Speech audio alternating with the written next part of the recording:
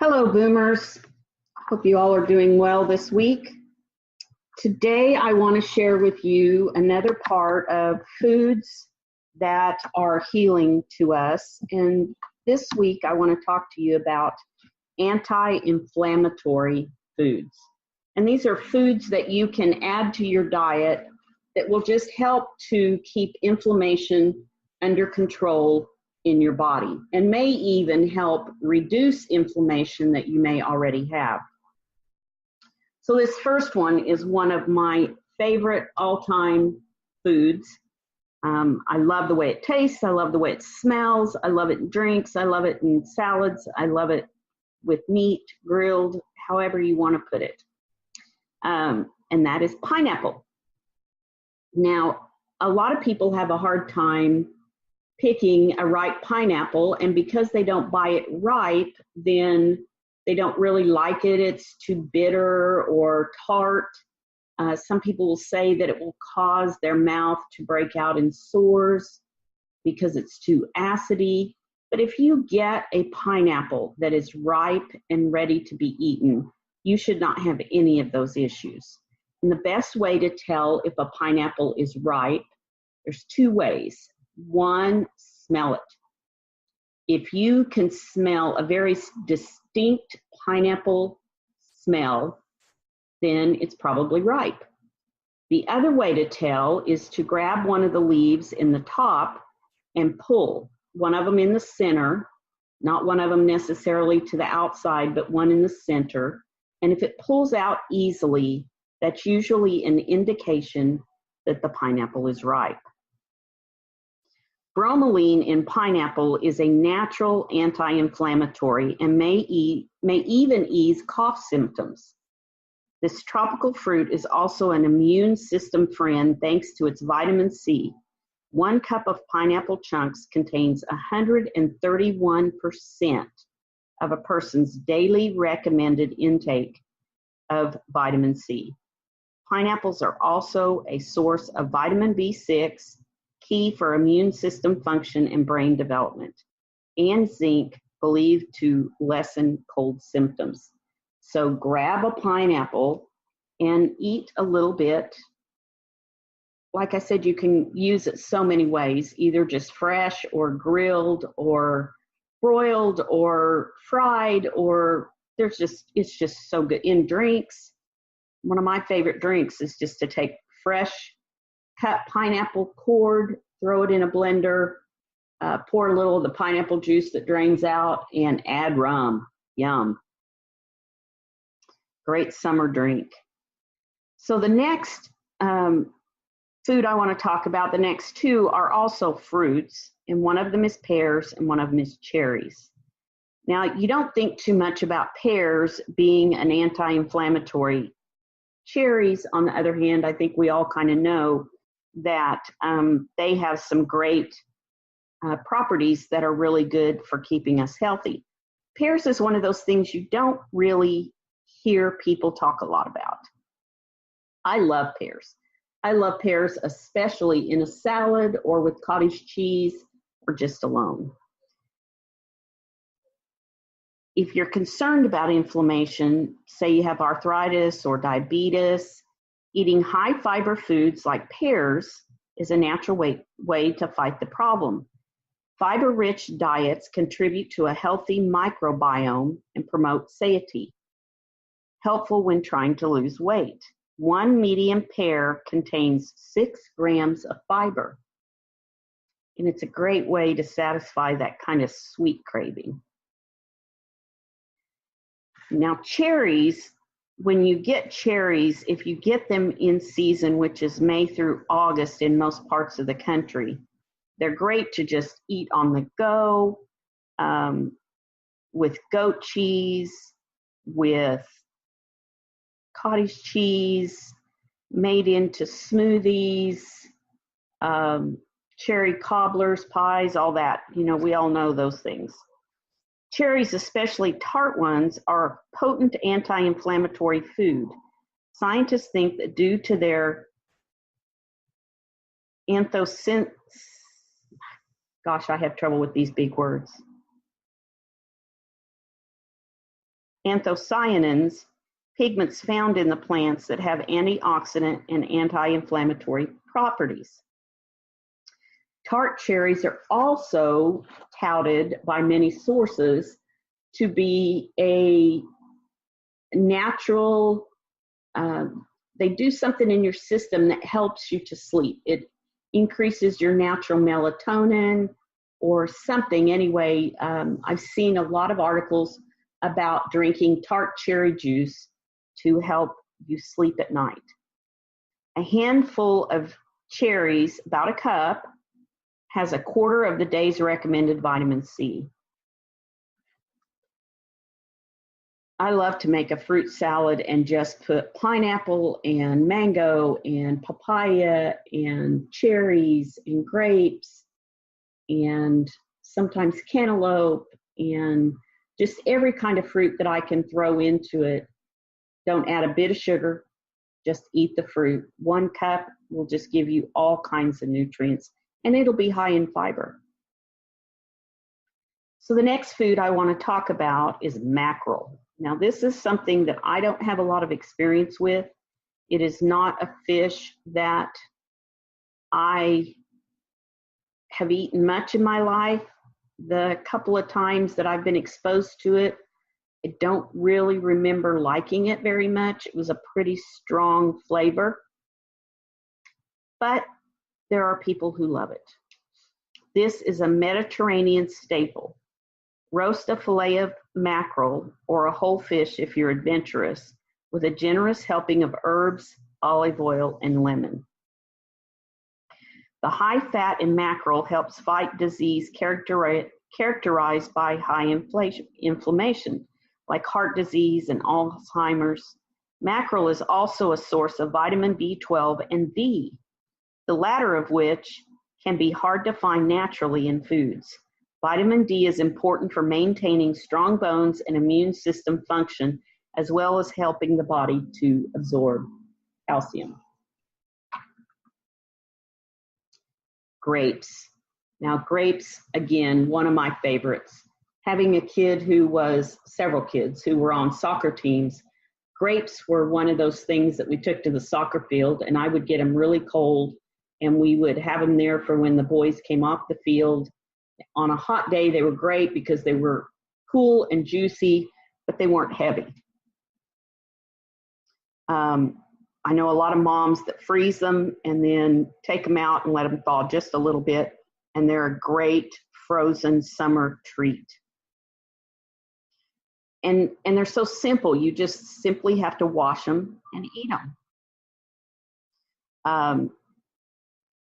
Grapes are best known for containing resveratrol, an antioxidant which has been linked to a variety of health perks, including better aging and heart health. Grapes can be sweet or sour, and they're always low in calories, which makes them an ideal snack for people watching their weight.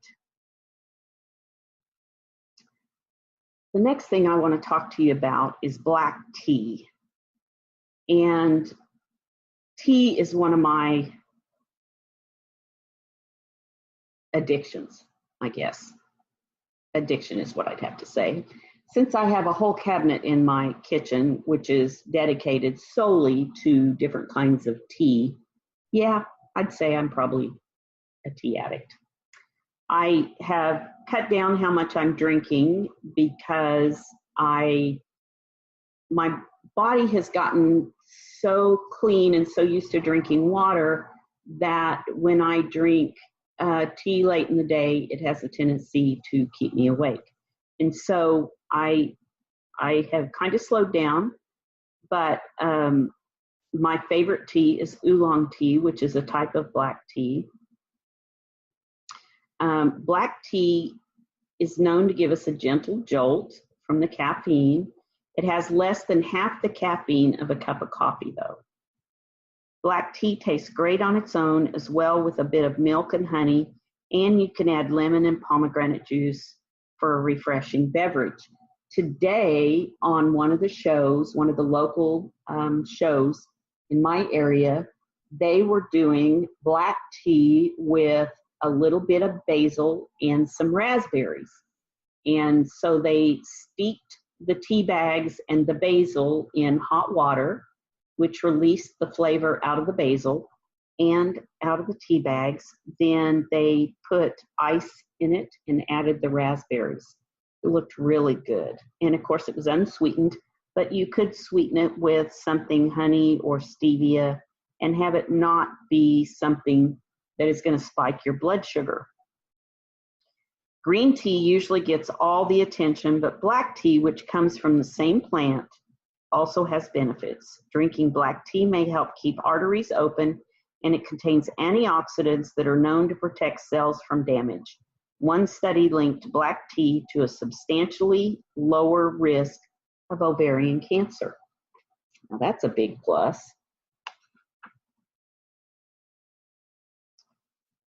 Eggs. We all know about eggs. We all know how to eat eggs and how to pick eggs. There's a lot of information out there now about, getting free range and grass-fed and all of this. And obviously, I'm a proponent of as natural as possible. I don't want to eat meat or eggs or dairy of any kind that has been injected with lots of antibiotics or hormones. So I spend a little extra and get the products that claim to not have those things in them, and that includes my eggs. Most of the time I buy my eggs from a local farmer. I am so blessed to live in an area where we have some great farmers markets almost every day. And so there are people there with eggs all the time. It turns out the dietary cholesterol content in eggs isn't a worry after all, as doctors had previously thought. Eggs are actually important to eat for lots of reasons. They're high in filling protein that contain all 9 essential amino acids the body cannot make itself, and contain inflammation-fighting compounds called zeaxanthin, lutein, and choline. And I don't think it really matters whether they're chicken eggs or duck eggs or quail eggs or ostrich eggs or what kind of eggs they are. Now, I know that each of the different fowl, their eggs contain a little bit different nutrient profile. So if you are eating duck eggs or quail eggs or ostrich eggs instead of chicken eggs, you should just look up what the nutrient profile is. I usually eat eggs,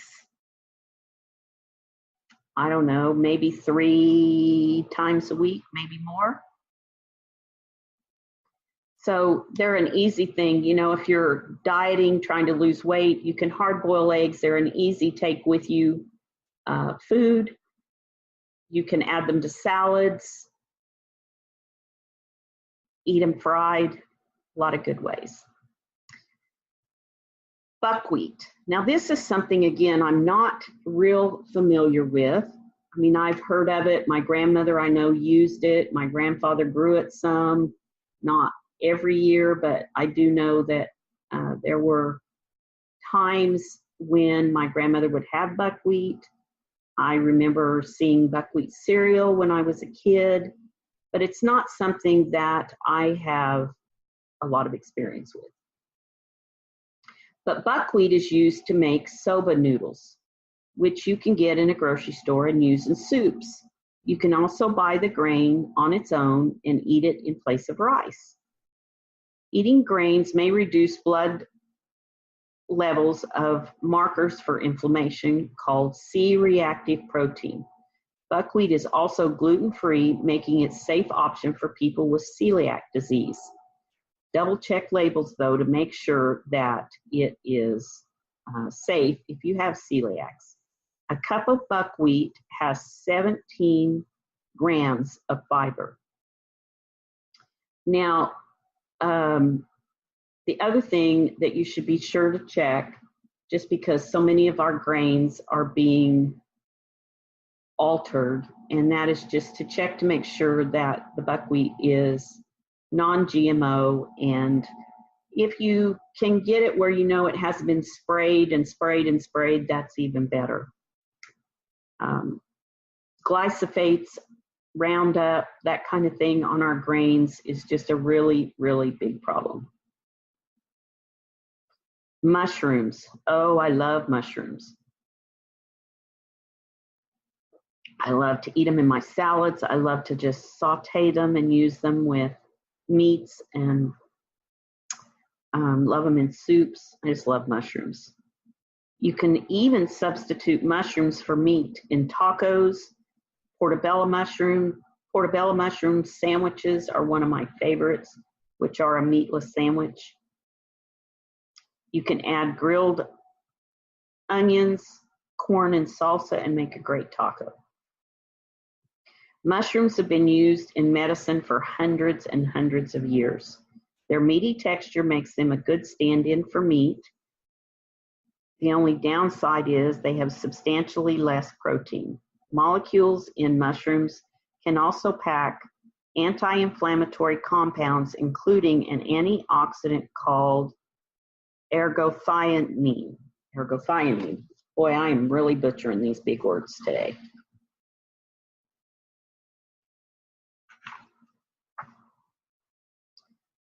Spinach. I love spinach. I am not a fan of cooked spinach. If it's just sauteed a little bit and not completely wilted. When I was a kid, my mother would serve us canned spinach with vinegar, and I just could not even make myself eat it. It was awful. And so for a long time, I did not eat spinach because that was the only way I knew it. And then probably in my late 20s or 30s, I started eating spinach in my salads. And one of my favorites was the bacon spinach strawberry salad with the bacon dressing and eggs and all of that, red onions. Love that kind of a salad. So then I realized that it wasn't spinach that I hated, it was the preparation that I did not like. And so I have since gotten to where I eat spinach almost every day. I eat it in my salads. One of my favorite ways is to take fresh spinach, chop it up, and throw it in an omelet. Spinach with some cheese and an egg white omelet is just fabulous in my opinion. Throw in some mushrooms, so good, so good. Add spinach with a high-fat food like avocado, and you just get a power pack of nutrients. Spinach deserves its reputation as a power food. It's a good source of vitamin E, which may help protect the body from inflammation-causing molecules called cytokines. The dark color lets you know that it's a nutrient-dense food like many other leafy greens. And we're going to talk about some more of those in just a minute. Another fish that I am not very experienced with and also am not a big fan of because of its overpowering fishy taste is anchovies.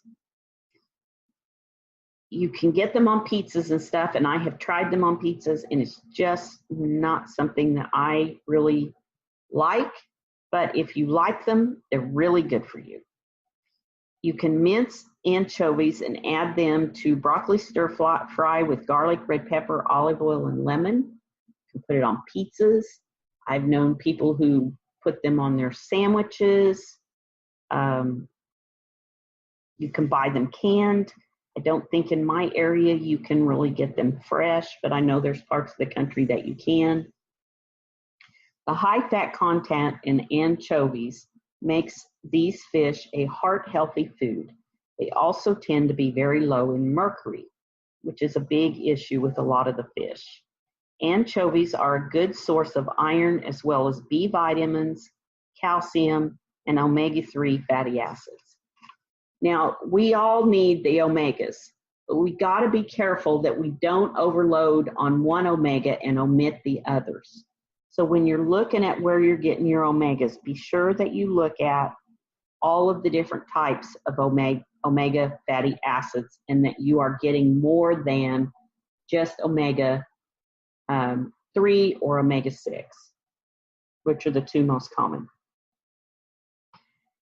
Walnuts and pistachios are two great nuts. These heart-healthy nuts add filling protein to oatmeal and green salads. You can eat them alone. We snack on them at the office, sometimes just walnuts by themselves. I love them in salads, love them in cookies. Nuts are high in healthy antioxidant compounds called polyphenols, which can improve cholesterol as well as lower the risk of oxidative stress and vascular disease. Walnuts are especially high in types of polyphenols that improve vessel health and circulation. You know, they say that if you look at a food, that you can tell what part of the body it is good for. And walnuts is one of those that they say, because it looks like your brain, that it's good for your brain. Pistachios. Sprinkle a cup of avocado or hummus toast, add with blue cheese and lean protein to your dinner salad. Pistachios are just a great addition to anything that you want to add them to. As I said before, nuts are popular anti-inflammatory fighting foods because they're high in healthy fats and antioxidants. Pistachios are considered a good source of vegetable protein and have an essential amino acid ratio that's higher than those of other popular nuts, including almonds and walnuts. Bell peppers. Okay, this is where you really lose me, because I am not a pepper fan. I don't like green peppers or red peppers or bell peppers or jalapeno peppers, or I don't like peppers. But I do know that they are really good for you, and so even though I'm not a big fan of the flavor, I will add them to salads, to dishes that I'm cooking like meatloaf, whatever I can add them to. Soups. One medium bell pepper contains more infection-fighting vitamin C than a lemon.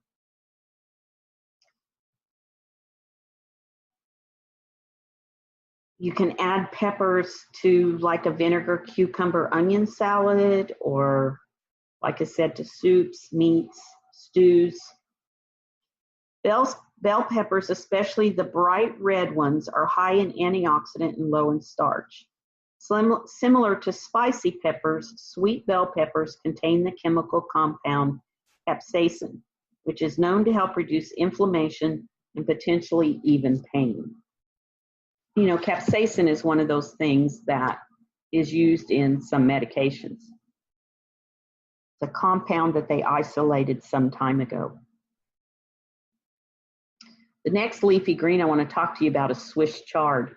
And again, this is one that was very popular and used back, you know, in my great-grandmother's time and my grandmother's time. And then it kind of went out of favor for a long time, and now it's back. Swiss chard is a great source of vision-supporting vitamin E. And you can chop up Swiss chard and mix it with eggs and a variety of herbs like parsley, chives, and basil. You can add it to a salad. You can add it to stews, soups. Its dark green leaves make it clear that the vegetable is chock full of healthy nutrients. It tolerates both cool temperatures and the heat, which means you can generally find it growing year-round. Next fish I want to talk to you about is tuna. Now, tuna is one of those things I grew up on. Tuna salad, ate it all the time. Never really had anything other than canned tuna until I became an adult. And then I started having tuna steaks. in fresh tuna, tuna in sushi. It's just one of those things I really like. Some people don't. They think it is too fishy. I don't think it is, especially albacore tuna. 3 ounces of cooked tuna contain half the protein we need in a day. 3 ounces. That's a very small amount. Swap any kind of processed meat in your sandwich for tuna. It's great to add mayonnaise, mustard, whatever. Grill it, sear a tuna steak. Some people like to eat it raw. I was not a big fan, didn't think I was a big fan of the raw tuna served in sushi. The last year, I've tried it several times. I have found that I do like it. And so I've been trying to eat that a little more often when I go to get sushi. Tuna is just really good. You have to be careful of the source, though. Pomegranate seeds. Yep, pomegranate seeds. Half a cup of seeds offers lots of flavor as well as potassium and fiber. Grocery stores sell prepackaged pomegranate seeds, but if you want to start with the full fruit, cut it in half and spoon the seeds into a bowl to munch on or to add to salads. Pomegranate seeds are a good source of antioxidants that can lower both cholesterol and blood pressure. In fact, experts think that a compound in them called, okay, I'm going to screw this one up again, punacalogen targets inflammation in the brain, which could help slow the progression of brain-related decline. I like to just suck on the seeds, get all the juice off. I never thought about eating the whole seed. Tomatoes. Now, this is something I could eat my weight in, and I probably have over my lifetime. I eat a tomato almost every day. And of course, you can have them in salads, you can make soups and sauces and grill them, and fried green tomatoes with eggs is one of my favorite things on the planet. Tomatoes are especially rich in antioxidant lycopene, a plant pigment that gives tomatoes their bright color and is known to reduce inflammation in the body. It may even help improve brain health. What's unique about tomatoes is that they don't lose their lycopene content when cooked. So it doesn't really matter how you serve them, how you eat them, you're still going to get the benefit. This time of year, the tomatoes are so good. If you get the opportunity and you know how to can, or if you've been wanting to can tomatoes, pickles, those are 2 things that are so easy to do. You can make salsa, you can just can the tomatoes whole. You just take a tomato, drop it in hot water, pull it right out, that blanches it, the skin peels right off. You put it in a jar with some others, seal it, pressure it. You've got fresh tomatoes for the whole year. And trust me, when you do it that way, they taste fresh, just like you just picked them. So good. The next grain I want to talk about is oatmeal. Oatmeal is high fiber and resistance. With its fiber and resistant starch, oatmeal takes a long time to digest and keeps you satisfied. There's a few foods that take longer to digest, burn more calories to digest than there are in it. Oatmeal is one of those.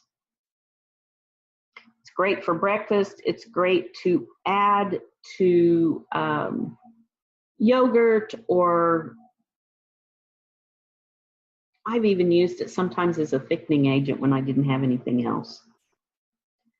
Oats are high in resistant starch, a special kind of fiber that is metabolized in the colon rather than the small intestine, and helps with weight loss. The fiber eventually becomes short-chain fatty acids, providing the body with energy.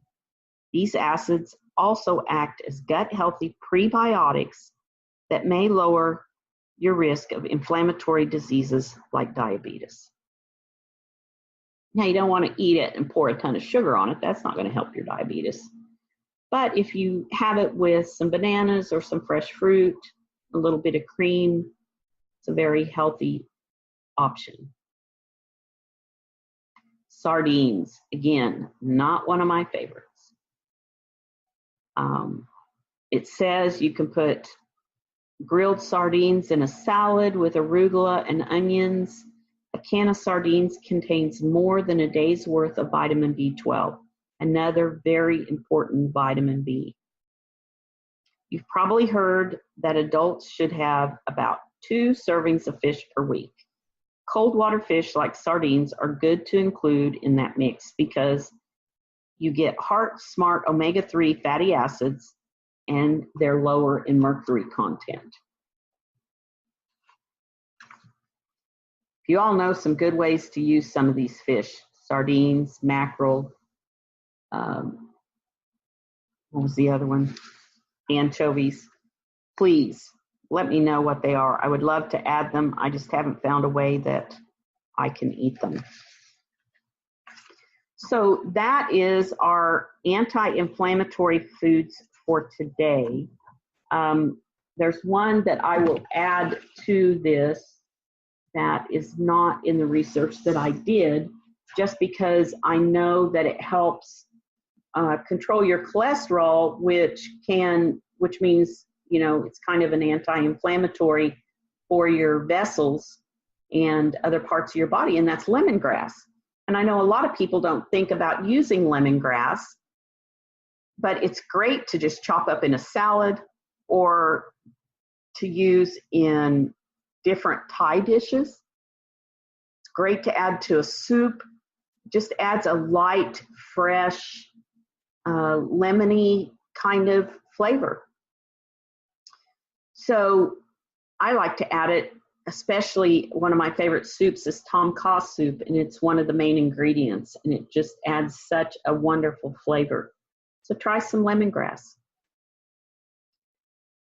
So that's all I have for you today, Boomers. I hope that this is helpful in helping you to get some of these great foods into your diet on a weekly basis. Obviously, you can't get all these foods into your diet on a daily basis, but you can put some of them in every day and shoot for getting most of the ones we've talked about this last week or so in your diet on a weekly basis. And it doesn't take a whole lot.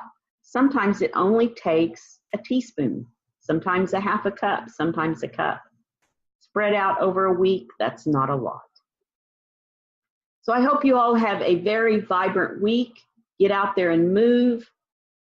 Do something that brings you joy, and be blessed.